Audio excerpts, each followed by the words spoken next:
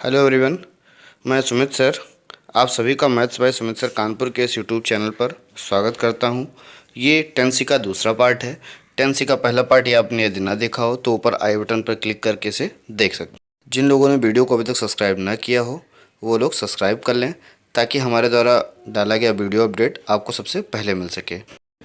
इस वीडियो में समझाया गया यदि कोई भी टॉपिक आपको ना समझ में आए तो उसे कमेंट अवश्य करें। ये शुरू करते हैं अपना 10C का दूसरा लेक्चर। हमारा अगला आर्टिकल है दो समांतर रेखाओं के बीच दूरी, distance between two parallel lines. तो यहाँ पर हमारे पास दो पैरेलल लाइन दे रखी हैं। ठीक, पैरेलल लाइंस क्या होती हैं पहले तो आप सुनिए। पैरेलल लाइन जैसे कि हमने आपको बताया था, पैरेलल लाइंस की जो प्रवणताएं होती हैं, जो समांतर रेखाएं होती हैं, इनकी प्रवणताएं जो होती है एक जैसी होती है, बराबर होती हैं। तो हमें यहाँ पर क्या करना है, सबसे पहले क्या करना है, हम इसमें टेक्निक क्या अपनाएंगे। हम पहले इस जो समीकरण संख्या 1 है, समीकरण संख्या 1 और 2 है, समीकरण संख्या 1 पर स्थित कोई बिंदु हम पता कर लेंगे। ठीक, समीकरण संख्या 1 पर कोई भी बिंदु हम पता कर लेंगे, इस पर उपस्थित कोई बिंदु हम पता कर लेंगे, और जैसे मुझे इस पर स्थित कोई बिंदु मिल जाएगा, उस बिंदु से इस पर सेकंड वाली रेखा पर डाले गए लंब की लंबाई ज्ञात कर लेंगे, बस हो गया हमारा काम। ठीक, अब बिंदु भला कैसे पता करेंगे, ऐसा करते हैं 1 में, किसमें, समीकरण 1 में y बराबर 0 रखने पर हमने रख दिया y बराबर 0, तो हो जाएगा आपका ax plus B dot 0 plus C1 बराबर 0। तो ax बराबर माइनस C1, x बराबर माइनस C1 बटे a, ये C1 है। ठीक,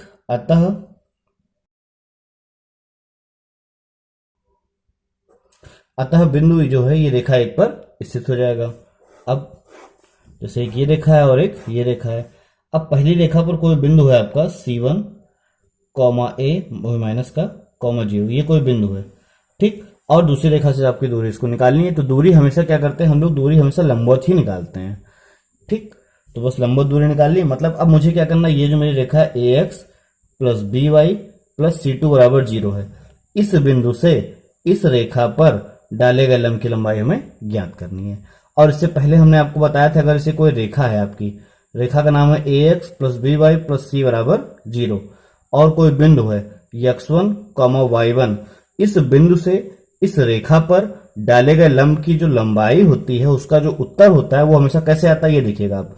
पहले आप बटे खींच लीजिए, अंडर रूट में x का गुणांक जो कि है a, इसका आप स्क्वायर कर लो, प्लस लगा लो, y का गुणांक जो कि b है उसका स्क्वायर कर लो। ठीक, पहली बात। दूसरी, इस बिंदु को इस रेखा में रख दो। देखो a रखा हमने और x की जगह पर x1 रख दिया, ax1 प्लस by1 और प्लस c। तो यहां से लेके यहां तक की जो लंबाई है वो ये हो जाती है।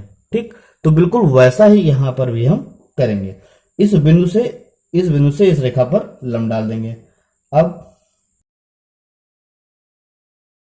लंबाई निकाल लेते हैं। अंडर रूट पहले तो x गुणांक का स्क्वायर प्लस y के गुणांक का square, a square plus b square, और ऊपर a डॉट x की जगह पे माइनस का C1 बटे a हो गया,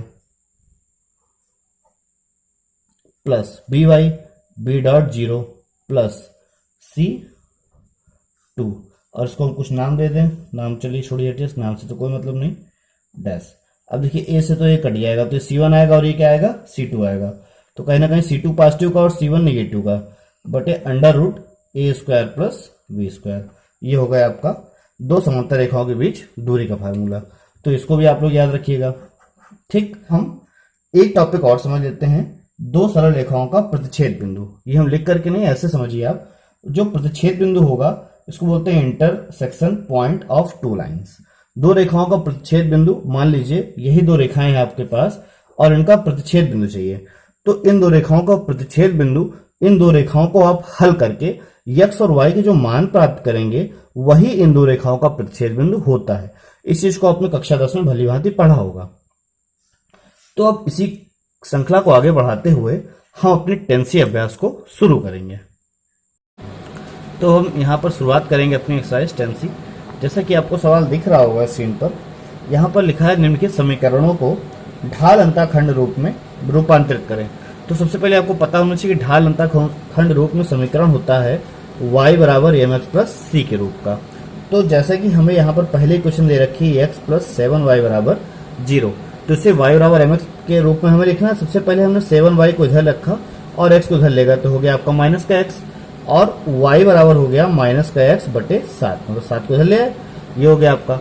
ठीक, अब मुझे इसे y बराबर mx प्लस c के फॉर्म में लिखना है। मैं लिख देता हूँ y बराबर माइनस 1 बटे 7 x प्लस 0 डॉट c, या सिर्फ 0 हमने लिख दिया बस, ठीक है। ठीक, अब y बराबर mx प्लस c से आप इसकी तुलना कर लें। ठीक, तुलना कर लेंगे तो m बराबर हो जाएगा माइनस का 1 बटे 7 और c आपका क्या हो जाएगा 0। तो y h पे काटा गया अंतःखंड 0 तथा इसकी ढाल कितनी हो गई माइनस का 1 बटे 7। ये हो गया आपका सवाल संख्या फर्स्ट का फर्स्ट। इसी प्रकार फर्स्ट का अगर सेकंड करना है, फर्स्ट का सेकंड यहां पर दे रखा है 6x प्लस 3y माइनस 5 बराबर 0। इसमें भी सबसे पहले हमको y पकड़ना, y देखना है, y को 3y था, इसको एक तरफ किया, ये उधर ले गए, माइनस का 6x, ये उधर गया प्लस का 5। अब 3 है गुणे में, 3 को बटे में ले आएंगे, y बराबर माइनस 6 बटे 3 डॉट x प्लस 5 बटे 3। ठीक, y बराबर माइनस का 2x प्लस 5 बटे 3, y बराबर mx प्लस c से तुलना, इसकी हम लोग तुलना कर देंगे। तुलना कर लेंगे तो यम आ जाएगा आपका माइनस का 2 आ गया और सी आ गया आपका 5 बटे 3। ठीक, प्रवणता हो गई आपकी माइनस का 2 और y पे काटा गया अंतःखंड 5 बटे 3। अब अगला सवाल y बराबर 0, यहां पर आपका यम भी 0 होगा और सी भी आपका 0 हो जाएगा। बात समझ में आ गई। अब चलते हैं हम लोग अपने अगले सवाल। जैसा कि आपको स्क्रीन पर दिख रहा होगा, सवाल संख्या 2 से लेकर के 4 तक। सवाल संख्या 2 पहले हम लोग देखेंगे। सवाल संख्या 2 में लिखा है बिंदु 4 कामा माइनस 5 से होकर जाने वाली और सरल रेखा 3x धन 4y धन 5 पर लंब रेखा का समीकरण ज्ञात कीजिए। ठीक है, सवाल संख्या 2। सबसे पहले आप, अगर आपको सरल रेखा अच्छे से सीखनी है, सबसे पहले आप चित्र को बनाना सीखिए। चित्र बनाने में कैसा क्या है देखिए। सबसे पहले हमने मान लिया, चलो ये हो गया हमारा 3x प्लस 4y और प्लस 5 बराबर 0, ये हमारी एक रेखा हो गई और इस रेखा पर एक लंब डाला गया और वह जो लंब है एक बिंदु 4 कामा माइनस 5 से डाला गया। ठीक, ये बात हो गई। अब देखिए आपको इस रेखा का समीकरण चाहिए। मान लेते हैं C है, D है, A है, B है। सबसे पहले सवाल में जो जो दिया है आप पहले उसे नोट कर लें। ठीक, उसके बाद आप चित्र को बना लें।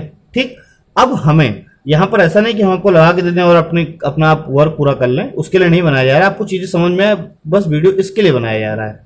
तो यहां पर आप देखें, ये सब आपको बात समझ में आ गई।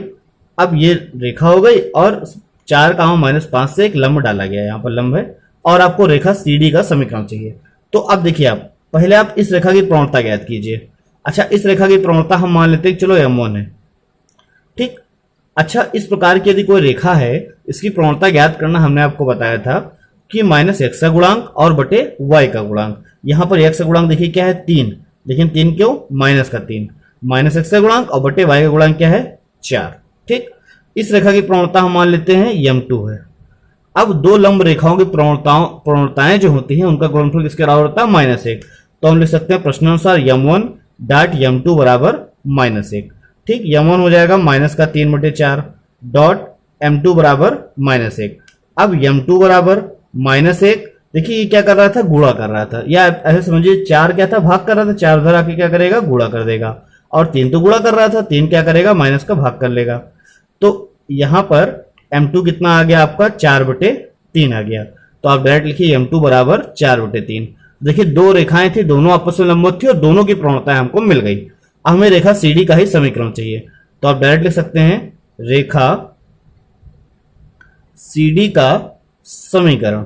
रेखा CD का समीकरण क्या हो जाएगा, अब देखिए बिंदु दे रखा है और प्रवणता दे रखी है, तो जब एक बिंदु और प्रवणता दी होती है तो रेखा का समीकरण होता है y माइनस y1 बराबर m x माइनस x1। ठीक, इसको मान लेते हैं x1 और इसको y1। तो पहले y minus y1 y minus y1, तो y माइनस और एक माइनस तो पहले से लगा है, तो हो जाएगा +5 बराबर प्रवणता क्या है 4 बटे 3 और x minus x1 x minus 4।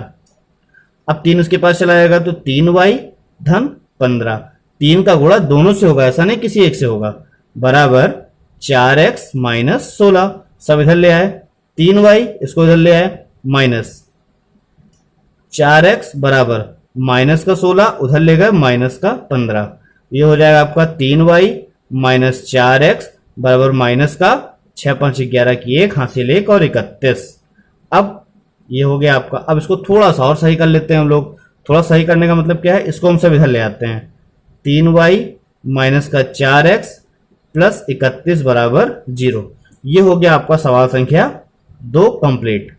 थोड़ा सा आप इसको और अपने हिसाब से मॉडिफाई कर लिएगा, आपका उत्तर हो जाएगा। अगला हम देखें सवाल संख्या 3। सवाल संख्या 3 में कहा गया है कि समीकरण को अंताखंड रूप में रेखा समीकरण होता है x बटे a प्लस y बटे b बराबर 1। अब आपको यहाँ अंताखंड रूप में रेखा को बनाना है। जैसे कि हमारा पहला सवाल दे रखा है 3x धन 2y माइनस 12 बराबर 0। इसे अंताखंड रूप में आपको बनाना है। तो सबसे पहले देखिए, अंताखंड में बराबर की उस ओर 1 होता है, तो यहाँ पर बराबर की उसको हम पहले 12 को ले जाएंगे। तो हो जाएगा आपका 3x धन 2y बराबर 12। ठीक, अब दोनों पक्षों में 12 से भाग देने पर देखिए, यहाँ पर हमने 12 से भाग दे दिया और इसमें हमने 12 से भाग दे दिया और इसमें हमने 12 से भाग दे दिया। तो हो जाएगा x बटे 3 चौक 12 4 प्लस y बटे 2 छंग 12 6 बराबर 1। ये हो गया आपका ढाल अंताखंड रूप सवाल संख्या तीसरे का फर्स्ट। अब इसी श्रृंखला में आगे तीसरे का सेकंड देखते हैं। 4x माइनस 3y बराबर 6। यहां पर देख लेते हैं, इसको भी वैसे बनाना है। देखिए, सबसे पहले बराबर के इस ओर हमें क्या करना होता है, 1 बनाना होता है। तो ऐसा अगर दोनों पक्षों में 6 का भाग दे लेते हैं, आप लिखिएगा दोनों पक्षों में 6 का भाग देने पर। ठीक, 6 का यहां भाग दे दिया गया और 6 का यहां भाग दे दिया गया और 6 का यहां पर भी भाग दे दिया गया। 2 दूनी 4 और 2 3 6। 2x बटे 3 माइनस y बटे 2 3 दूनी 6, ये हो गया। तो x बटे, अब 2 नीचे आ जाएगा, 3 बटे 2, इसको हम कर ले रहे हैं प्लस का y बटे माइनस का 2 बराबर 1। ये हो गया आपका अगला सवाल, तीसरे का सेकंड पार्ट। ढाल अंताखंड रूप में रेखा का समीकरण हो जाएगा। अब अगला जो पार्ट है, अगला पार्ट आपको दे रखा है 3y प्लस 2 बराबर 0। ये भी आप आसानी से कर सकते हैं। 3y बराबर माइनस का 2। अब दोनों पक्षों में माइनस 2 का भाग देने पर देखिए, यहाँ माइनस 2 का भाग दिया, ऐसे माइनस 2 का भाग दिया। y बटे माइनस का 2 बटे 3 बराबर 1। बस ये हो गया। अब आप सोच रहे हो x तो है नहीं, कोई बात नहीं। अब आगे plus dot x 0 dot x, सिर्फ 0 ही रहेगा, कोई मतलब नहीं है, यहीं तक ही करिएगा, सही है, कोई दिक्कत। 0 प्लस y बटे माइनस का 2 बटे 3 बराबर 1। ये हो गया आपका तीसरे का थर्ड नंबर क्वेश्चन। आइए हम लोग अपने अगले क्वेश्चन की ओर बढ़ते हैं, जो कि सवाल संख्या 4। सवाल संख्या 4 जैसे कि आपको स्क्रीन पर दिख रहा होगा, मूल बिंदु से कोई रेखा है, उस पर डाले गए लंब की लंबाई ज्ञात करनी है। ठीक, तो रेखा पहले बना लेते हैं। रेखा है 5x plus 12y minus 13 equals 0। और इस रेखा पर मूल बिंदु यानी कि 0,0 से लंब डाला गया है और इस लंब की लंबाई यानी CD की लंबाई आपको पता करनी है। जैसा कि हमने पहले देखा है यहाँ पर कि किसी बिंदु से किसी रेखा पर डाले गए लंब की लंबाई को कैसे ज्ञात करते हैं, हमने आपको पहले ही बताया है। आप लोग डायरेक्ट लिखेंगे बिंदु 0,0 से इस रेखा, जो भी रेखा है, रेखा 5x plus 12y minus 13 over 0 पर डाले गए लंब की लंबाई। उत्तर क्या आएगा, पहले आप बटे बना दीजिए, ठीक, अंडर रूट भी बना दीजिए। अब x का गुणांक क्या है 5, 5 का स्क्वायर होता है 25 प्लस y का गुणांक क्या है 12, 12 का स्क्वायर होता है 144, 144। ठीक, ऊपर 0,0 को इसमें हमको रखना है, तो 5.0 प्लस 12.0 माइनस का 13। सॉल्व करेंगे, 5 0 12 0 सब 0 ही होना है, minus 13 upon under root 169 minus 13 upon 13 equal -1। डाले गए लंब की जो लंबाई होगा उसका उत्तर आएगा एक मात्रक, क्योंकि जो लंबाई है वो तो पॉजिटिव के लिए जाती है। बस आपका सवाल संख्या 4 कंप्लीट हो गया। ठीक, यहाँ पर जो वीडियो बनाया जा रहा है ऐसा नहीं कि सिर्फ आप समझें, चीजों का कॉन्सेप्ट समझिए किस तरह से चीजों को किया जाता है। यहाँ पर अगला सवाल है 5वें का फर्स्ट। यहाँ लिखा है समीकरण को लंब रूप में रूपांतरित कीजिए और मूल बिंदु से लंबिक दूरियों और लंब तथा धन x अक्ष के बीच कोण ज्ञात कीजिए। यहाँ पर लंब रूप में लिखना हमने आपको बताया। सबसे पहले आप क्या करें, एक पाइथागोरस, एक पहले समकोण त्रिभुज, उसमें पाइथागोरस लगाना है मुझे। समकोण त्रिभुज मैंने बना लिया। x का गुणांक यहाँ पर 1 है तो ये 1 हो गया। y का गुणांक है √3, तो भाई मैंने √3 लिख लिया। अच्छा, इसकी नाप क्या आएगी? अब देखिए, इसकी जो नाप होगी, ये कर्ण है हमारा, कर्ण बराबर होता है अंडर रूट के अंदर लंब स्क्वायर प्लस आधार स्क्वायर। सभी लोग पाठ्यपुस्तक में जानते ही होंगे। 1 का स्क्वायर 1 प्लस √3 का स्क्वायर 3, तो इसका उत्तर कितना आएगा? 2 आएगा। तो आपको सबसे पहले क्या करना है, x माइनस √3y बराबर -8, पहले हमने संख्या को इधर लिया, ठीक। उसके बाद अब बहुत से लोग पूछेंगे भाई -2 ही क्यों, +2 क्यों नहीं? बिल्कुल ठीक बात है। लंब रूप में रेखा का समीकरण होता कैसा है? x cos alpha plus y sin alpha और बराबर p। एक बात ध्यान से यहां देखिएगा, x cos alpha plus y sin alpha बराबर p होता है। p मतलब यहां पर जो p होता है, ये क्या है आपका? ये मूल बिंदु से लांबिक दूरी होती है। मतलब जो समीकरण है ये, इस समीकरण की मूल बिंदु से जो लंबाई है वो p होती है। अब p यहाँ कैसा है? पॉजिटिव का, यहाँ लेकिन ऐड तो निगेटिव का था, तो मुझे पॉजिटिव का तो करना पड़ेगा। तो पॉजिटिव का करने के लिए मैंने दोनों पक्षों में -2 का भाग दिया। अब -2 का भाग देंगे तो हो जाएगा x बटे -2 माइनस √3y बटे -2 बराबर -8 बटे -2, तो हो जाएगा -1 बटे 2 और x माइनस माइनस प्लस हो गया, प्लस √3 बटे 2 y बराबर 4, ये हो गया। अब हमें देखना है कि cos अल्फा और sin अल्फा, मतलब ऐसे मान को सेलेक्ट करना है जिसमें cos का मान, अल्फा का ऐसा मान सेलेक्ट करना है जिसमें cos का मान -1 बटे 2 हो जाए और sin का मान √3 बटे 2 हो जाए। अब आप जरा सोचिए, sin में √3 बटे 2 किसका मान होता है?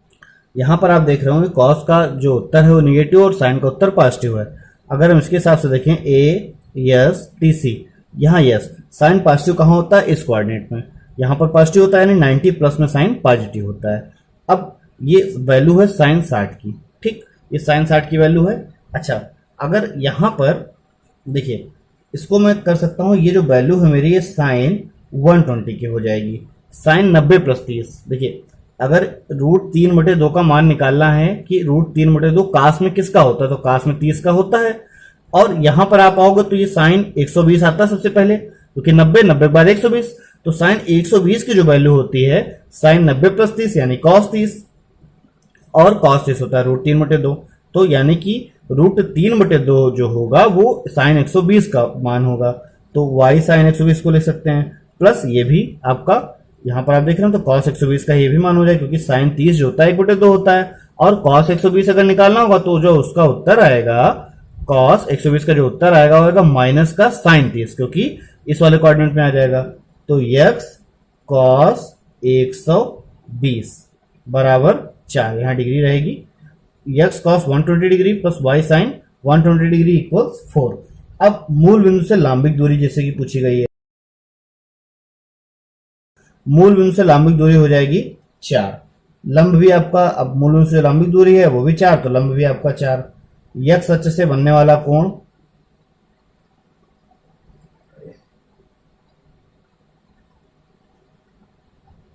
वो हो जाएगा 120 अंश, ठीक। सवाल 5वें का 2, y - 2 बराबर 0। तो इसको ले सकते हैं 0.x प्लस 1.y बराबर 2। आपको ये सोचना है कि cos में मान 0 और sin में किसी वैल्यू का मान 1 हो, आपको ये सोचना है। तो आपने सोच ही लिया होगा, जो sin, देखिए sin 0 0 होता है, लेकिन sin 90 1 होता है, और यहां पर लिख दे रहे हैं sin 0 जो होता है वो 0 होता है, और sin 90 जो होता है वो 1 होता है। इसी का उल्टा यहाँ cos 90 0 हो जाता है और cos 0 क्या होता है? 1 हो जाता है, बिल्कुल वैसा ही है। तो बस 0.x है यहाँ पर, तो उसको मैं लिख सकता हूँ x 0 cos में 0 वैल्यू होती है 90 की, x cos 90 degree plus y sin 90 degree बराबर 2। ये हो गया आपका सोल्यूशन इसका 5वें का सेकंड पार्ट। बाकी मूल बिंदु से लांबिक दूरी 2, लंब 2, x अक्ष बना कोण 90 अंश, कंप्लीट हो गया। आइए देखते हैं हम लोग अब इसी प्रकार 5वें का तीसरा पार्ट, जो कि है x - y बराबर 4, ठीक। अब x - y बराबर 4 है यहाँ पर अगर आप देखें, x का गुणांक 1, y का गुणांक, अब एक ही मान लेते हैं, -1 को मतलब ही नहीं मानने का कुछ, y भी 1 x भी 1। अच्छा, वो कर्ण कितना आएगा? कर्ण आएगा आपका 1 1 2 यानी √2, यानी कि दोनों पक्षों में √2 से भाग देने पर, तो आप लिख लेंगे इसको, तो x बटे √2 माइनस वाई बटे अंडर रूट 2 बराबर 4 बटे अंडर रूट 2। यहां तक बात समझ में आ गई। तो ये हो जाएगा 1 बटे रूट 2 यक्स प्लस 1 बटे रूट 2, लेकिन काहे का, निगेटिव का, वाई बराबर 4 बटे रूट 2। अब आपको सोचना है कि 1 बटे रूट 2 कास में पॉजिटिव किसका होता है और साइन में निगेटिव किसका होता है।